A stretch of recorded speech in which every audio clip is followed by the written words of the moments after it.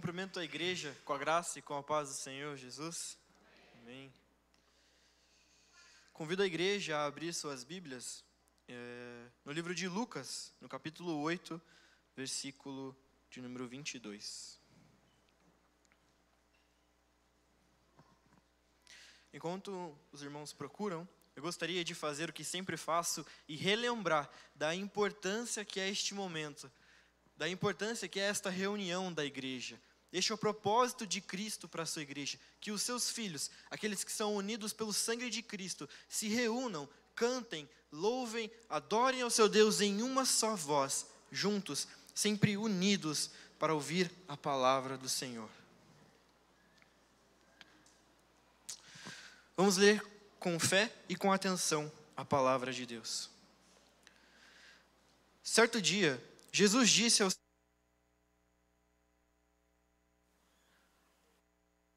Deu certo? Foi.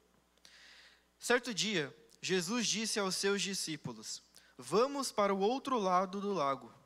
Eles entraram num barco e partiram. Enquanto navegavam, ele adormeceu. Abateu-se sobre o lago um forte vendaval, de modo que o barco estava sendo inundado. Eles corriam grande perigo. Os discípulos foram acordá-lo, clamando: "Mestre, mestre, vamos morrer." Ele levantou e repreendeu o vento e a violência das águas. Tudo se acalmou e ficou tranquilo. "Onde está a sua fé?" perguntou ele aos seus discípulos. Amedrontados e admirados, perguntaram uns aos outros: "Quem é este que até os ventos e as águas dá ordem e eles lhe obedecem?"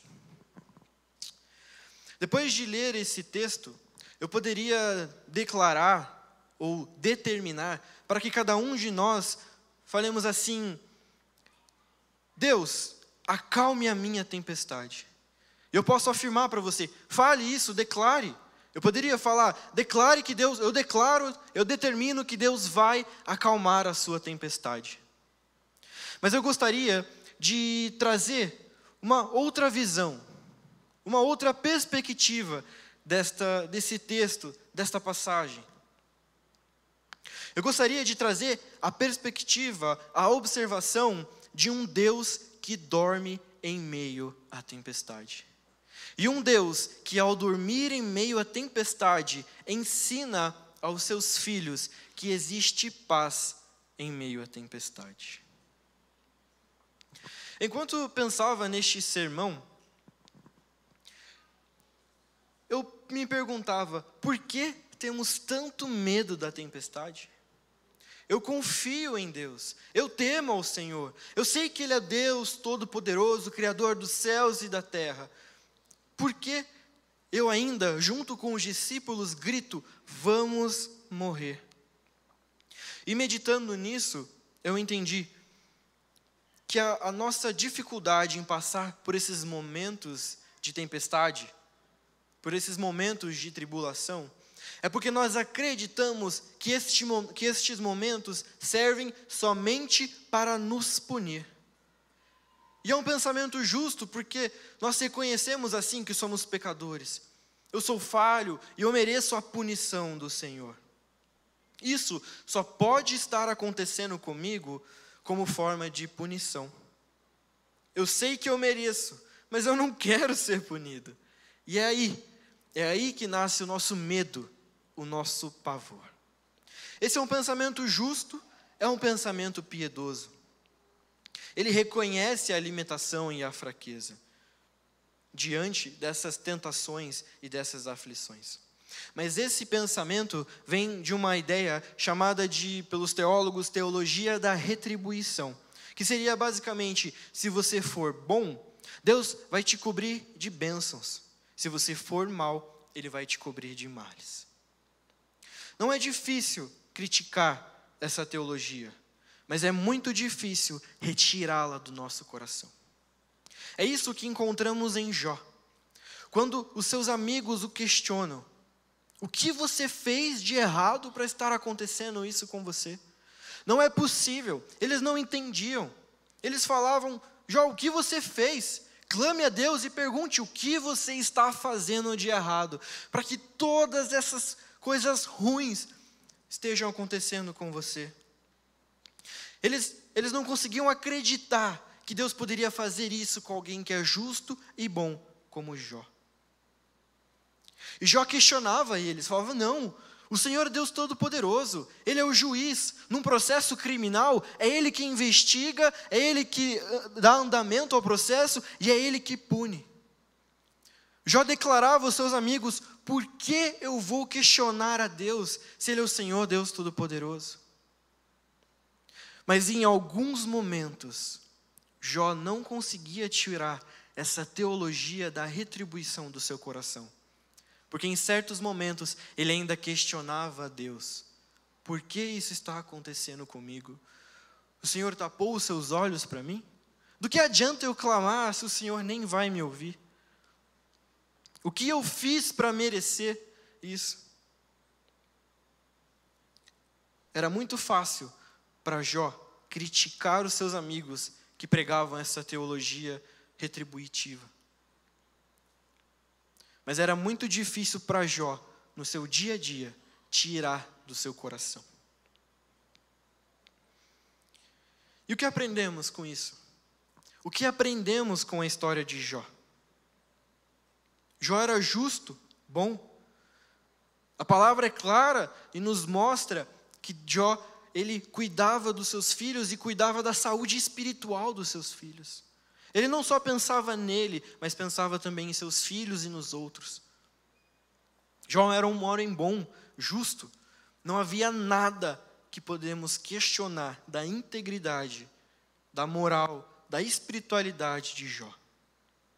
E por quê? Por que isso aconteceu com Jó? Bom, eu entendo que as tempestades nem sempre são consequências. Muitas das vezes, as dificuldades que passamos são muito mais pedagógicas do que meramente punitivas. Vamos agora entender, à luz da palavra de Deus, como podemos encontrar conforto, como podemos afirmar em nosso coração que nós podemos encontrar conforto na tempestade. O sofrimento revela a glória de Deus. A glória e a grandiosidade de Deus, e é isso que nos traz Paulo no capítulo 8 de Romanos. Ele diz: considero, pois, que os sofrimentos do tempo presente não podem ser comparados com a glória em que nos será revelada. A criação aguarda com grande expectativa que os filhos de Deus sejam revelados. Pois a criação submete à inutilidade, não pela sua própria escolha, mas por causa da vontade daquele que a sujeitou. Ele continua mais à frente: sabemos que todas as coisas contribuem juntamente para o bem de todos aqueles que amam a Deus, dos que foram chamados de acordo com o seu propósito. Pois aqueles que de antemão conheceu, também os predestinou para serem conforme a imagem do seu Filho, a fim de que ele seja o primogênito entre muitos irmãos. Ainda à frente, continua nos dizendo: quem nos separará do amor de Deus? Será tribulação? Ou angústia? Ou perseguição? Ou fome? Ou nudez? Ou perigo? Ou espada? Como está escrito: por amor de ti, enfrentamos a morte o dia inteiro. Somos considerados como ovelhas destinadas ao matadouro. Mas em todas as coisas somos mais do que vencedores, por meio daquele que nos amou. Pois estou convencido de que nem a morte, nem a vida, nem os anjos, nem os demônios, nem o presente, nem o futuro, nem os poderes, nem a altura, nem profundidade, nem ninguém em toda a criação será capaz de nos separar do amor de Deus, que está em Cristo Jesus, o nosso Senhor. O que Paulo nos revela aqui é Deus quem nos coloca em meio ao sofrimento. As lutas tentam nos afastar do Senhor. Mas elas apenas tentam, porque como Paulo nos revela, nada, absolutamente nada, pode nos afastar do amor de Deus. Ele não te coloca em meio ao sofrimento sem antes te dar graça para suportar. É Deus quem cria a tempestade. É Deus quem nos protege durante a tempestade. E é Deus que nos livra da tempestade. O Senhor usa estes momentos de dificuldades para nos mostrar que neste processo somos fracos, somos falhos. E com esse sofrimento, Ele tem o intuito de nos fazer mais parecidos com Cristo. Nós somos assim. Nós aprendemos no sofrimento. Nós aprendemos no desconforto. Nós aprendemos como somos colocados contra a parede. Enquanto está tudo bem, enquanto estamos bem e confortáveis, não aprendemos nada. Nós podemos até ter uma vida boa, mas nós não temos realmente uma experiência de proximidade com Deus. As lutas nos aproximam de Deus e revelam a nossa pequenez diante da grandeza do nosso Deus. Isso se torna mais claro na história de Jó. Então, em resposta ao Senhor, Jó disse: eu reconheço para ti que nada é impossível e que nenhum dos teus planos podem ser impedidos. Tu me perguntaste como me atrevi a pôr em dúvida a tua sabedoria, visto que sou tão ignorante. É que falei de coisas que eu não compreendia, coisas que eram maravilhosas demais para mim, e eu não podia entender. Tu me mandaste escutar o que estavas dizendo e responder às tuas perguntas. Antes, eu te conhecia só por ouvir falar, mas agora eu te vejo com os meus próprios olhos. Por isso, estou envergonhado de tudo o que disse e me arrependo, sentado aqui, no chão, no monte de cinzas. Olhamos para a história de Jó. Como eu falei no começo, quem poderia dizer algo contra a integridade moral e espiritual de Jó? Quem poderia dizer a Jó que ele não era um homem bom e um homem espiritual e um homem temente a Deus? Ele se preocupava com os seus filhos a ponto de oferecer sacrifícios ao Senhor pelos pecados que ele achou que os seus filhos nem sabiam que tinham cometido, ou que haviam se esquecido. Então ele se preocupava tanto que ele oferecia o seu próprio sacrifício em favor dos seus filhos, se preocupando com aqueles pecados que eles podiam esquecer. Olha o cuidado de Jó. Esse homem, esse exemplo de homem de Deus, nos diz que ele não conhecia a Deus antes de passar por todo esse sofrimento. É por isso que Deus cria e nos coloca durante a tempestade. Porque sem a tempestade nós não vamos aprender. Jó tinha tudo. Ele era o homem mais rico do Oriente. Ele tinha tempo para ler a palavra, ele tinha tempo para orar, meditar no Senhor. Ele tinha tempo para ter um relacionamento pessoal com Deus. Mas ele precisou passar por toda a tribulação, por toda a tempestade, para que ele pudesse conhecer a Deus.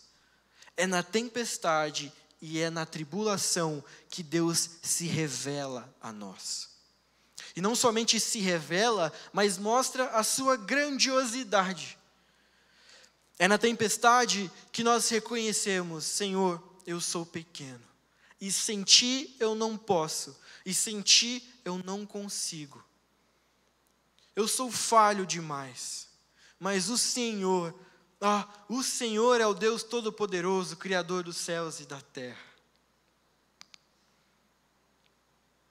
Jó reconhece o poder de Deus, reconhece os seus erros e declara a grandiosidade de Deus.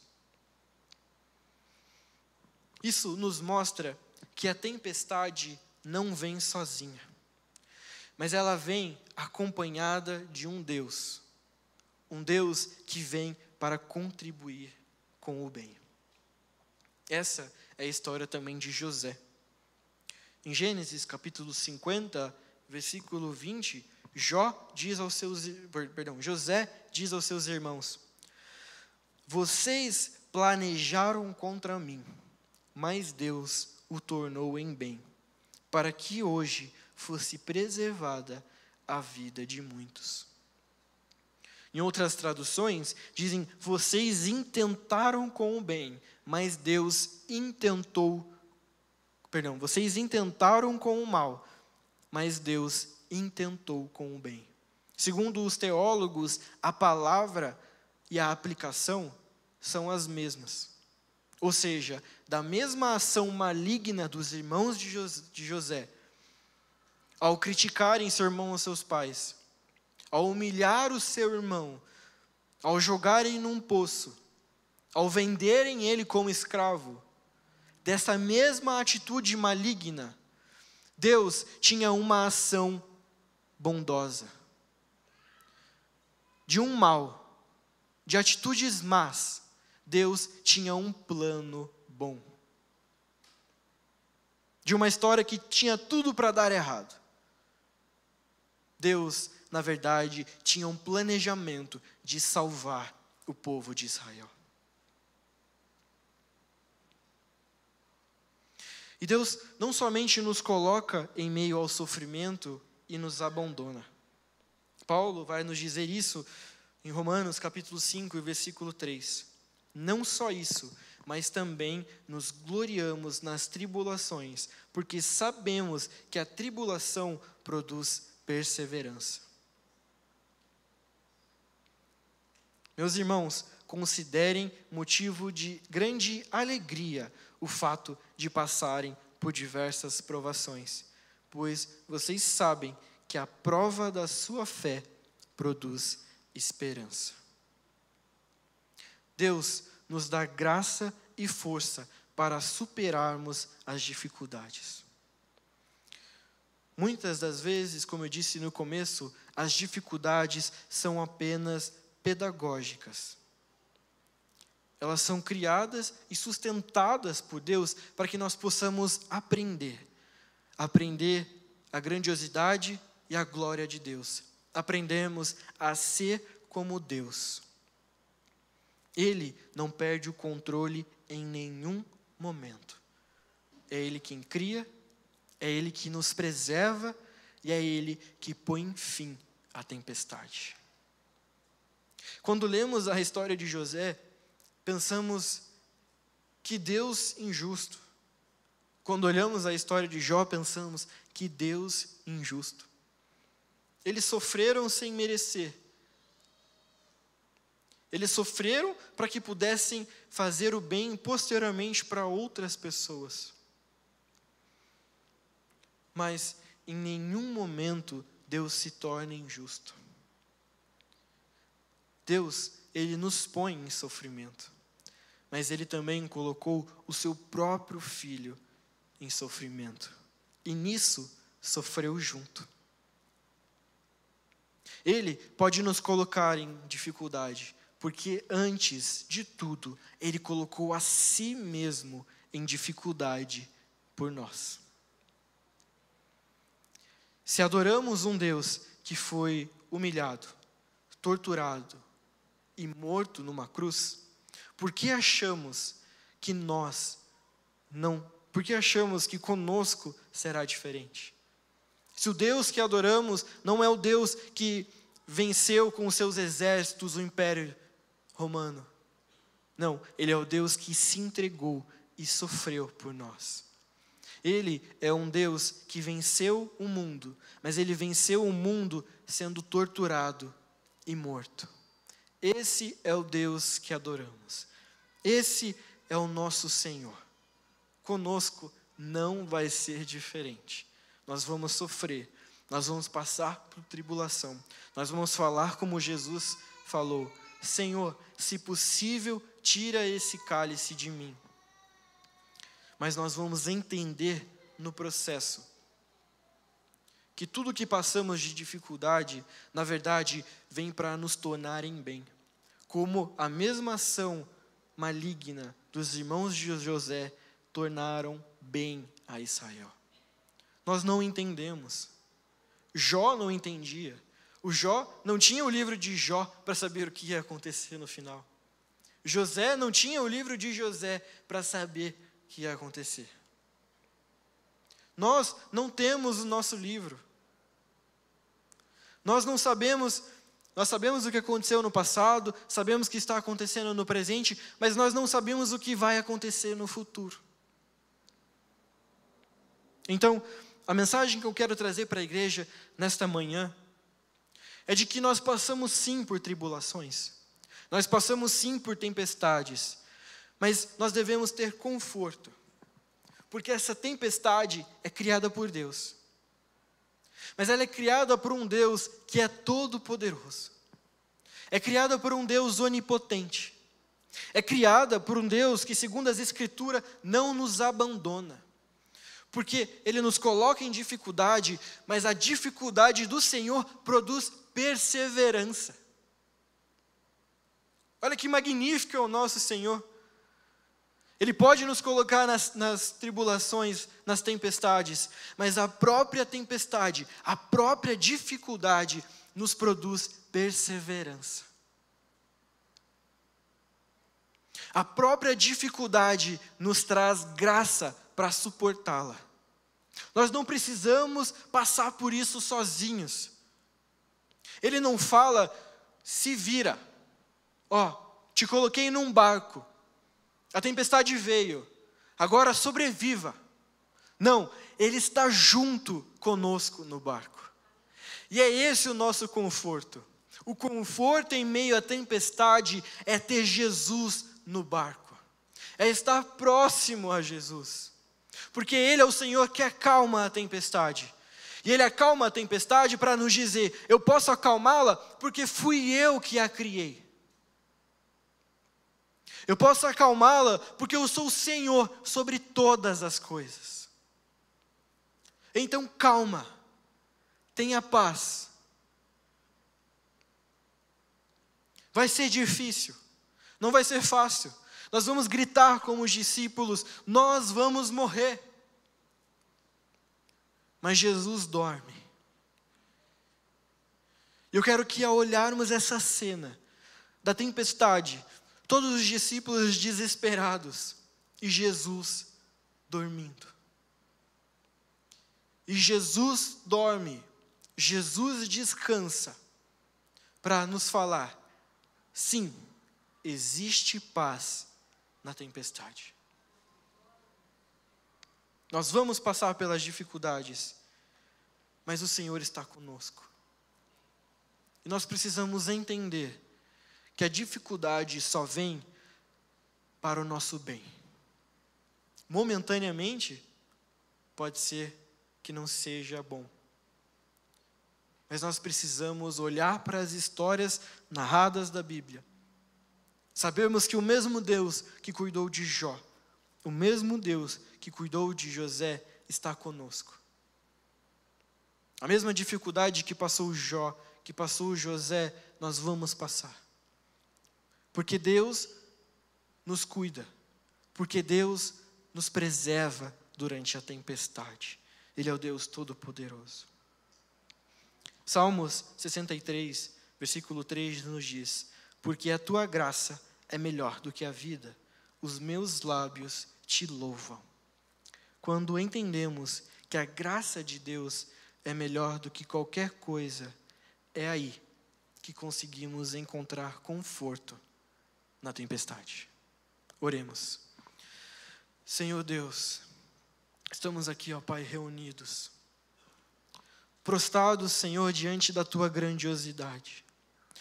prostrados, Senhor, diante da revelação da Tua palavra. Que nós vamos passar por momentos de dificuldade. Sabemos, Senhor, que vamos passar por tribulações e por tempestades. Mas nós também sabemos que o Senhor, o nosso Deus, está conosco. E não é qualquer Senhor, não é qualquer Deus, mas é o Deus Criador dos céus e da terra. É o Deus que controla as tempestades e é o Deus que pode acalmá-las. Nós temos segurança e nós temos conforto, Senhor, porque sabemos que o Senhor está conosco. Porque se estivermos sozinhos, com as nossas próprias forças, pelos nossos próprios braços, Senhor, nós sabemos que não vamos conseguir. E é por isso que a Tua palavra nos revela que toda dificuldade, que toda tribulação, que toda tempestade nos produz perseverança. Que em toda dificuldade, que no vale da sombra da morte, o Senhor nos dá graça para superar. Coloca em nós, Senhor, esse pensamento. É muito fácil falar, é muito fácil criticar essas ideias, é muito fácil criticar assim como Jó criticou os seus amigos, mas é muito difícil na intimidade, na oração com o Senhor, entender este processo. E é por isso que nós clamamos, é por isso que nós imploramos, Senhor, que o Teu Santo Espírito nos encha, Pai, que nós possamos transbordar de Ti, para que em meio à dificuldade, nós nos lembremos, Senhor, de que Tu é o Senhor que pode acalmar a tempestade.